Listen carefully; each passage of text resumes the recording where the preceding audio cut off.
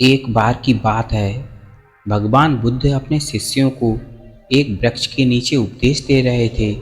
तभी उनमें से एक शिष्य खड़ा होकर पूछता है कि भगवान, आप हमेशा ही भोजन को प्रेम से ग्रहण करने के लिए क्यों बोलते हैं और भोजन को संतुलित मात्रा में ग्रहण करने के लिए क्यों कहते हैं?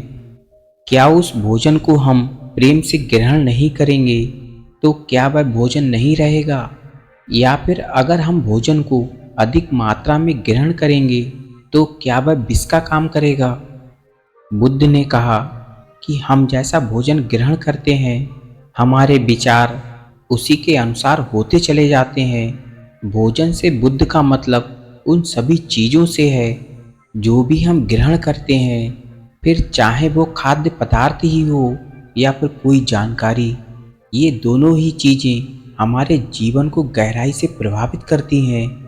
बुद्ध अपने शिष्यों से कहते हैं कि मैं तुम्हें एक छोटी सी कहानी सुनाता हूँ, इससे तुम इस बात को गहराई से और अच्छे से समझ पाओगे। एक समय की बात है, एक जंगल में एक साधु अपनी कुटिया बनाकर रहा करते थे। जो भी व्यक्ति अपनी समस्या उनके पास लेकर जाया करता, वो साधु महाराज पल भर में ही उस समस्या का समाधान कर दिया करते। वो साधु महाराज बहुत ही बड़े आत्मज्ञानी थे।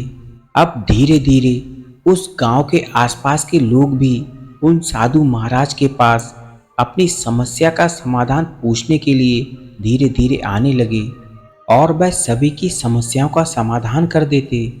अब धीरे धीरे उनकी ख्याति गांव से नगरों और नगरों से राजधानी तक पहुंच गई। साधु की प्रसिद्धि की बात वहां के राजा के कानों तक भी पड़ी। तो एक दिन राजा अपने मंत्रियों और अपने सेनापतियों के साथ मिलकर उन साधु महाराज से मिलने के लिए उनकी कुटिया में पहुंचे।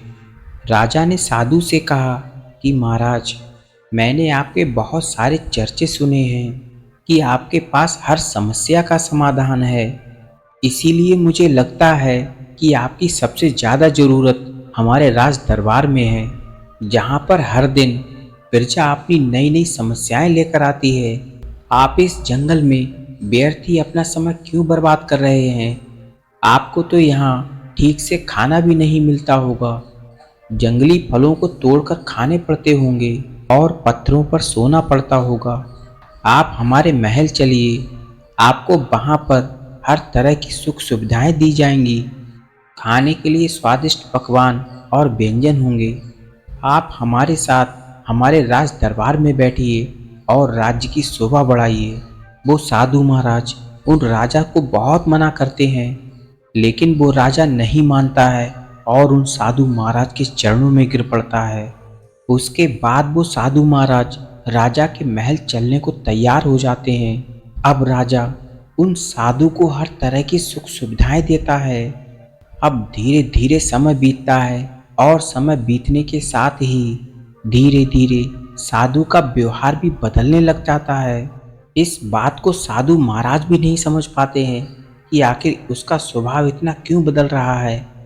फिर एक दिन अचानक ही मौका पाकर साधु महाराज उस महल से भाग जाते हैं, लेकिन वह अपने साथ कुछ कीमती सामान लेकर भागता है, जिसमें रानी का हार, हीरे मोती और बेशकीमती मोहरें थीं। उधर जब राजा को इस चोरी का पता चलता है तो अपने कुछ सिपाही उस साधु महाराज के पीछे भेज देता है। सिपाही हर जगह उस साधु महाराज को ढूंढते हैं, लेकिन वह उन्हें कहीं नहीं मिलता। वह साधु एक जंगल की तरफ भागता है और भागते भागते थक जाता है। तभी जंगल के बीचों बीच में आकर एक पेड़ के नीचे बैठ जाता है। जैसे ही साधु महाराज उस पेड़ के नीचे बैठते हैं, तभी एक फल टूटकर उनके पास गिर जाता है। साधु को बहुत जोरों की भूख भी लगी थी, इसीलिए वह उस फल को खा लेता है। वो फल एक औषधि होती है जो पेट में जाने के बाद उसे बीमार कर देती है। अगर बिना जरूरत के औषधि भी ली जाए तो भी वह शरीर को नुकसान पहुंचा सकती है। वो औषधि साधु को बहुत ही बीमार कर देती है। वो उतना बीमार हो जाता है कि उसकी मरने की हालत हो जाती है और उसका शरीर एकदम सूख कर एक लकड़ी के जैसे हो जाता है। अब उस साधु को विचार आता है कि आखिर क्यों मैं राजा के धन को लेकर भागा था। मैं तो एक संत था, ना जाने मुझे क्या हो गया कि मैं व्यर्थ में ही इस धन को लेकर भाग रहा हूँ। ये विचार आते ही साधु आत्मग्लानि से भर जाता है। उसे बहुत पश्चाताप होता है और वह महल वापस जाता है और राजा का धन वापस करने लगता है। ये सब देखकर राजा बहुत ही आश्चर्यचकित होता है और साधु महाराज से पूछता है कि आखिर जब तुम्हें वापस ही करना था तो तुम इस धन को लेकर भागे ही क्यों। ये सुनकर वह साधु उन राजा से कहता है, क्षमा कीजिए राजन, लेकिन पिछले कुछ महीनों से मैंने आपका अन्न खाया है, इसीलिए मेरी सोच बिल्कुल आपके जैसी हो गई थी। वो तो भला हो उस वृक्ष का जिसने मुझे वो औषधि वाला फल दे दिया, जिसे खाने से मेरा शरीर बीमार पड़ गया और आपका जितना भी मैंने खाया था वह सब उस बीमारी में निकल गया। तब जाकर मुझे होश आया कि मैं कितना गलत कर रहा था। वो साधु उन राजा से कहता है, आपका जितना भी धन है वह आपने मेहनत करके नहीं पाया, उसे आपने या तो छीना है या वसूला है। इसीलिए इस धन के सेवन ने मेरी बुद्धि भ्रष्ट कर दी थी। कहानी खत्म करने के बाद भगवान बुद्ध उन शिष्यों से कहते हैं, जो भी हम गलत करते हैं वह हमारे भविष्य को निर्धारित करता है। इसीलिए मैं आप सबसे यही कहना चाहता हूँ कि कुछ भी ग्रहण करने से पहले इस चीज़ को ज़रूर देखें, जिसे आप ग्रहण करने जा रहे हैं वह कहाँ से आता है।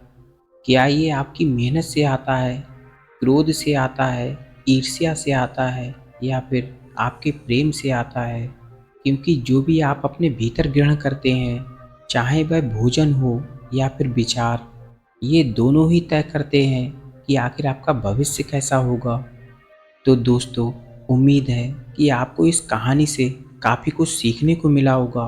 कुछ भी नया सीखा हो तो वीडियो को लाइक और हमारे चैनल को सब्सक्राइब जरूर कर देना। मिलते हैं अगली वीडियो में, तब तक के लिए अपना और अपनों का ख्याल रखें। धन्यवाद।